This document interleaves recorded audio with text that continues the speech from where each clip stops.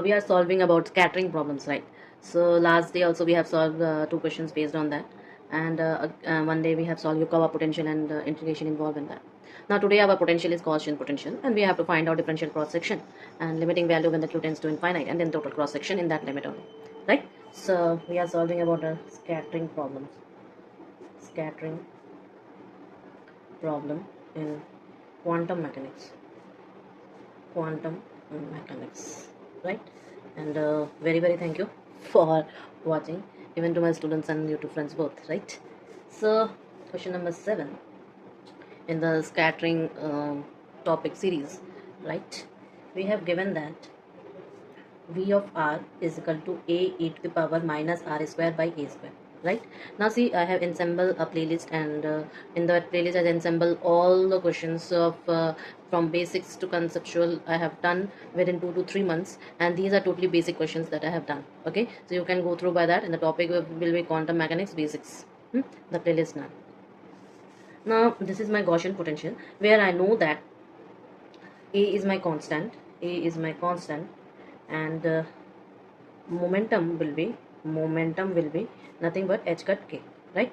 And I also know that q is nothing but, in your Born approximation, 2k sine of theta by 2, right? 2k sine of theta by. Now what we are using, actually we are using Born approximation, right? Born approximation.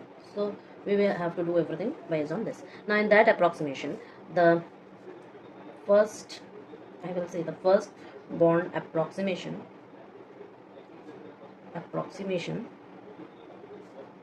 scattering amplitude is what?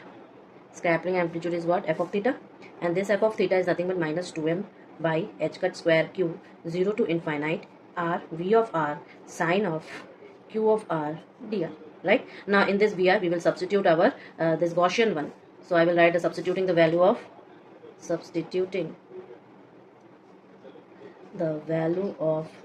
v of r, right? Substituting the value of v of r, and v of r I know that it is Gaussian, so therefore my f of theta will become what? Is equal to minus 2ma upon h cut square q integration 0 to infinite r e to the power minus r square by a square sine of q of r dr, right? So we have to evaluate like this. We have to evaluate this integration. So we will evaluate I is equal to 0 to infinite r e to the power minus r square by a square sine of q r dr. Okay, now I have already previously solved about the integration of Gaussian when I have the Gaussian potential. That time only I solved how the Gaussian result comes, no? Integration result comes, so I will use here directly only. Now starting from the Gaussian cosine integral, we know that the Gaussian cosine integral is 0 to infinite e to the power minus alpha x square cos of beta x, right?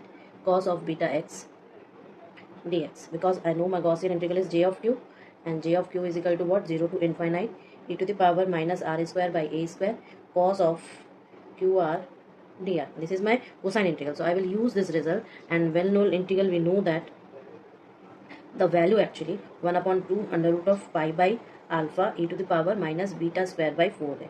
Okay, so don't worry if you don't know how this result comes. I will show you later on, but first to solve this question I will use it directly. Okay, every time we do the same thing, only first we solve and then we prove the integral. So don't worry, I will do. Now see what happened. What I will do here, my alpha is equal to 1 upon a square and beta is equal to your q, hence my j of q, right? This is only my Gaussian, right?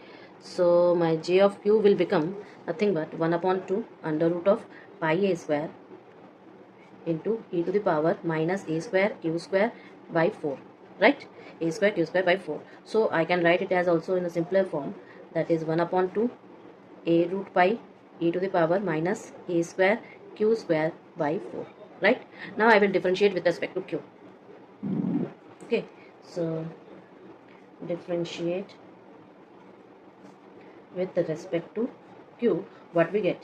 I will get j of q is nothing but 0 to infinite e to the power minus r square by a square cos of qr dr. I will use Leibniz rule, using Leibniz rule, that is j dj upon dq is equal to minus of 0 to infinite r e to the power minus r square by a square sine of q of r dr. Hence I will get what? I is equal to minus dj by dq. I is equal to minus dj by dq because it comes in the sine form. Okay, and that is what we want. Now I will say we differentiate. Now we will differentiate what? My j of q is equal to a root pi by 2 e to the power minus a square q square by 4. So using chain rule I will differentiate. Using chain rule, what I will get? dj by dq is equal to a by root pi upon 2 e to the power minus a square q square by 4 into minus a square q square by 2, right?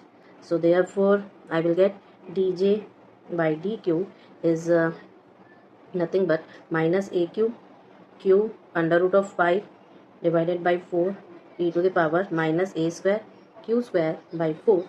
Okay, hence I can say that minus dj by dq, I can write it as, therefore I can say I is equal to nothing but minus dj by dq. Is this okay? Is this okay? Now next I will substitute this result in my Born amplitude. So substituting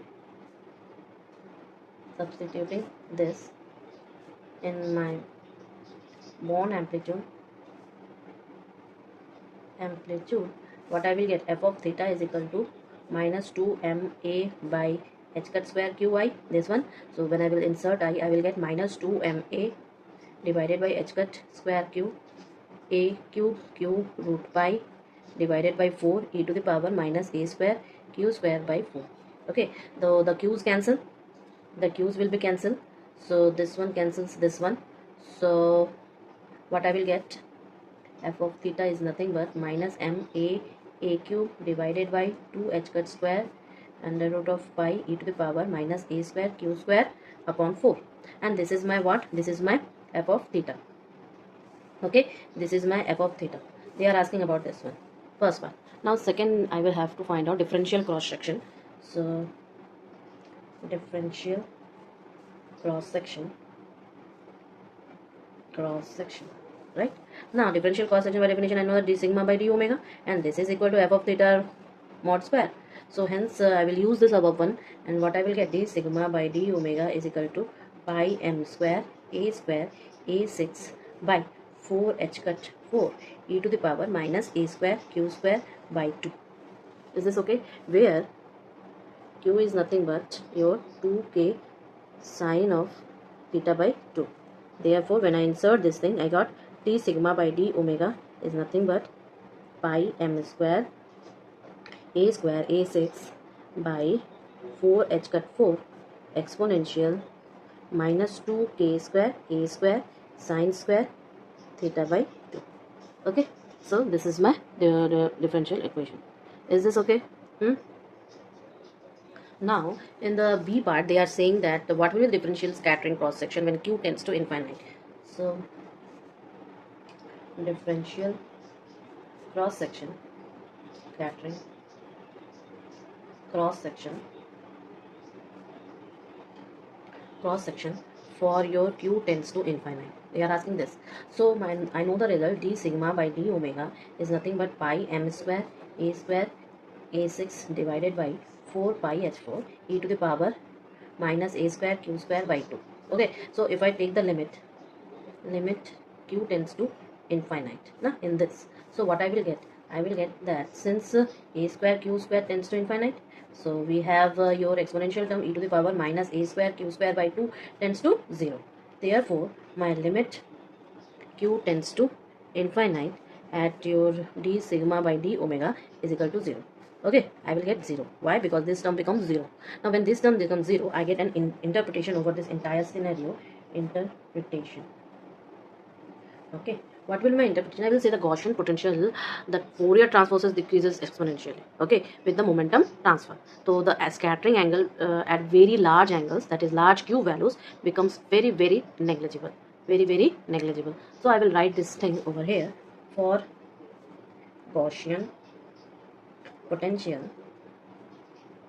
the Fourier transform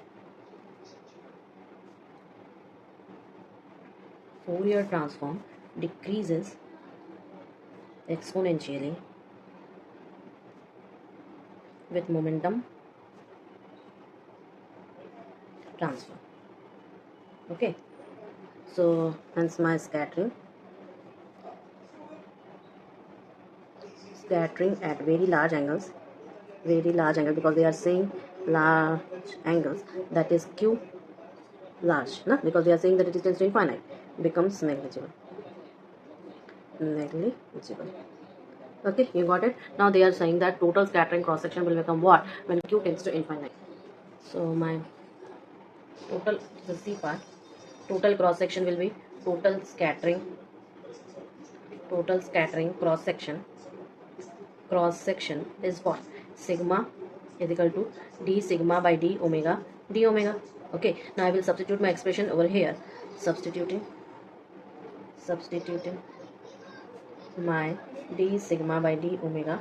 So what I will get? Sigma is equal to nothing but pi m square a 6 by 4 h cut 4 e to the power minus a square q square by 2 d omega. Okay, now in the limit, what is my limit? Q tends to infinite, right? So the exponential term e to the power minus a square q square by 2 tends to 0. Therefore my sigma becomes what? Pi m square a6 by 4 h cut 4 0 d omega is equal to 0. Hence I will say that when the limit q tends to 0 infinite, on my total cross section, scattering cross section, I will get 0. Therefore limit q tends to infinite on my sigma, I will get 0. Okay, ciao.